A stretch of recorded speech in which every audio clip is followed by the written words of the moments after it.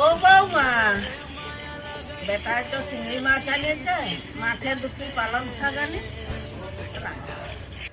আমি একটা ঝুড়ি নিয়ে মাঠে গিয়ে পালং শাক তুলে নিয়ে এসে পালং শাক বেছে কেটে ধুয়ে নিলাম।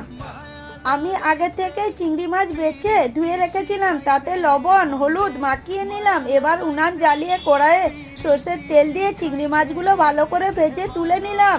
আবারও কড়াইয়ে সর্ষের তেল দিয়ে তাতে কালো জিরা ফোড়ন দিয়ে তার উপরে কোচানো পেঁয়াজ কোচানো রসুন হালকা ভেজে তাতে আদা বাটা হলুদ ধনে জিরে লঙ্কার গুঁড়ো অল্প জল দিয়ে কষিয়ে তার উপরে পালং শাক স্বাদ মতো লবণ আর অল্প চিনি দিয়ে আবারও কষিয়ে 5 মিনিটের মতো ঢাকা খুলে ভাজা চিংড়ি মাছ দিয়ে 10 মিনিট নাড়চাড় করে নামিয়ে দিলাম।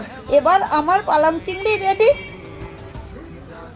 ও মাই গড, আমার বৌমা ব্যাপক চিংড়ি মাছে পালং শাকে করি।